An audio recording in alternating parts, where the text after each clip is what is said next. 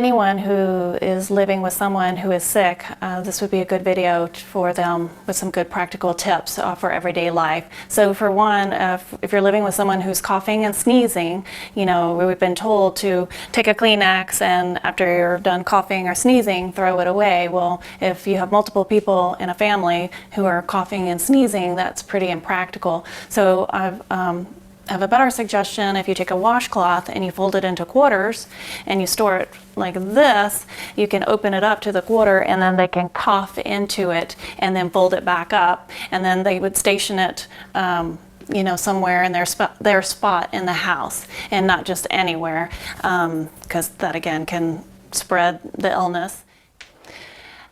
This segment focuses on the kitchen and living room mainly, so the CDC advises that we wipe down all surfaces. Well, if you have a family with multiple people sick, or you may be sick yourself, worn out, it's best to just basically focus in on the hot spots. And what are those hot spots?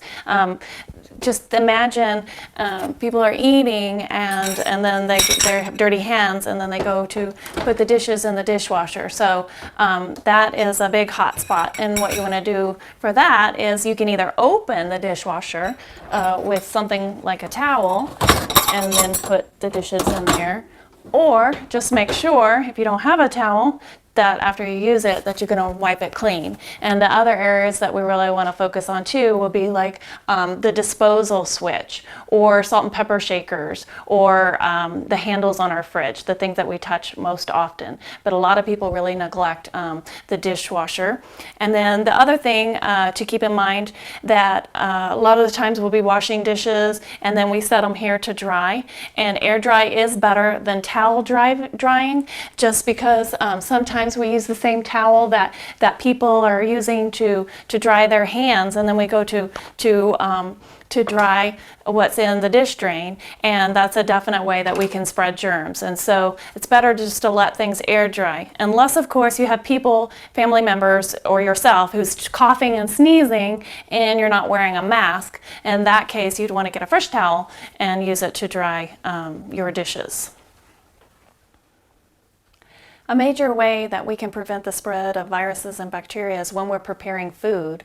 So if someone is preparing food for themselves, they can kind of do whatever they want. But if you're preparing, or someone's preparing food for someone else, then they really need to be wearing a mask, whether they think they're sick or not, because a lot of people can be asymptomatic, carry the flu or whatever, and not to appear to be sick. And so if I were to turn sideways and shine a light, you would see that as I talk, there would be a lot of spit that could fall down into the food that you would be preparing. And so that's very important to make sure that whoever is preparing food for someone else, that they do it wearing a mask.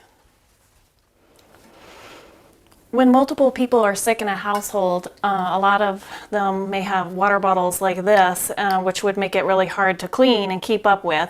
And it's important that you switch it out daily. You don't want to hold on and be drinking out of something like this for more than one day, because germs breed in containers like this. And so you may want to consider something more like this, where you can have water and there's a cover that can protect the person's beverage when there's people coughing and sneezing around them.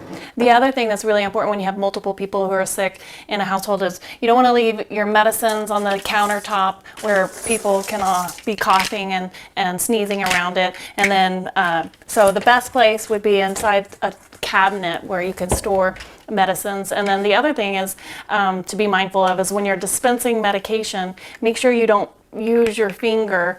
Even if you wash your hands before you dispense the medication, if you can still have germs on your hands. So it's really important to make sure you dispense it into the cap, the amount that you need, and then put it into that person's hand.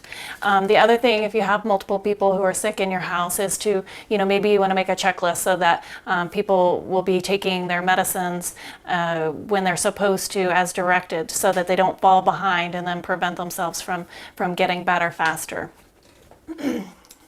More studies are showing that bathroom sinks are actually one of the most germiest places in the house.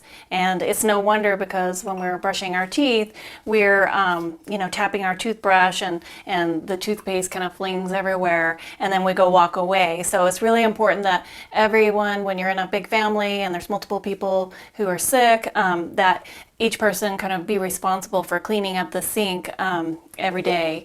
And so one thing that you can do is bleach wipes. And then, of course, if you don't have any bleach wipes, then you can make a formula of 1 part bleach and to 10 parts water. So you blend that up, and then you can put it in a spray bottle like this, and then position it in or like this, and then you can use it in your bathroom. And so just spray down the areas that need to be wiped down, and you can use I should be using the one with a glove.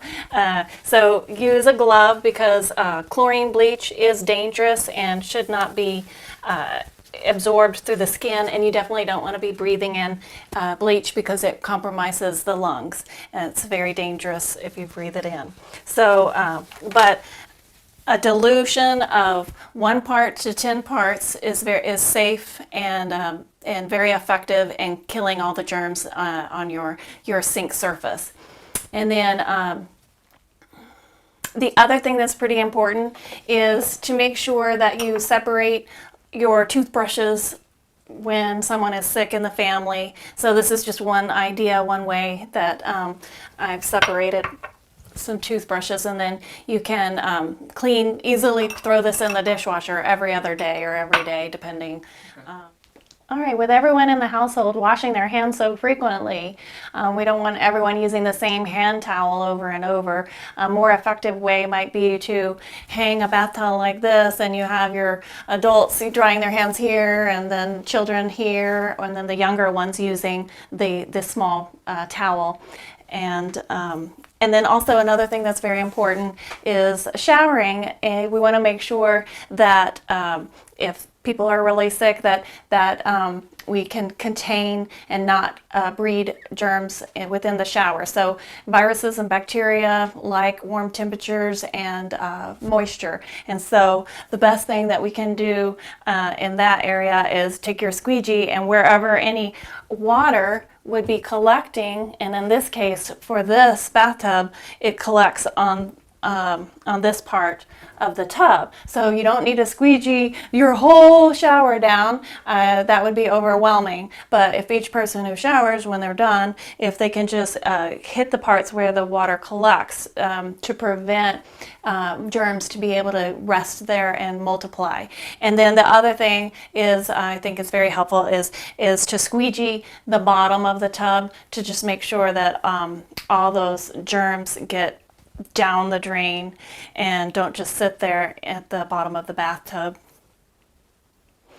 All right, this segment will focus on the bedroom, and when you have multiple people who are coughing and sneezing and sick, there's easier, more effective ways to prevent germs from spreading. And so one of the tips that I have for you that you could use is when someone is coughing and sneezing, you can just put a hand towel over their pillow, and they can sleep on the hand towel. But sometimes that gets moved around, and like for instance children, so that might not be a good solution. Another thing you can do is you can double put 2 pillowcases and then on their pillow, and then after a night of coughing and sneezing, you can take off the dirty one and throw it into the laundry, and then you have a fresh pillow for them.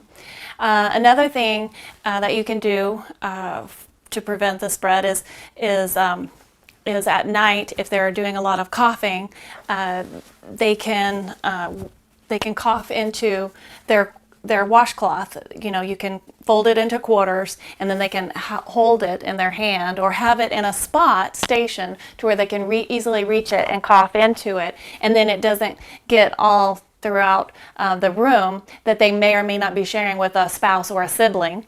And so another thing that they may want to do is they could just, it sounds weird, but they could sleep with the sheet over their head, and just every time they cough, just cough into the sheet, and then make sure that you're washing your sheets frequently, every other day.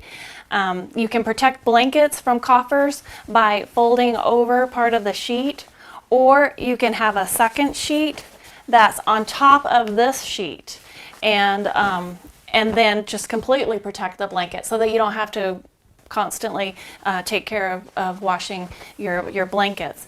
Another thing that you can do to save time if you've got a lot of people sick is when it's time to change their sheets, if you want to be proactive, you can actually have 2 mattress covers on, so that when they cough on this one after a night of coughing and sneezing, you can just take the top one off, and then you've got your fresh bedding for the next night, so that you don't have to worry so much about washing the sheets and then remaking the bed, because when you're taking care of multiple people, it can be really hard to do.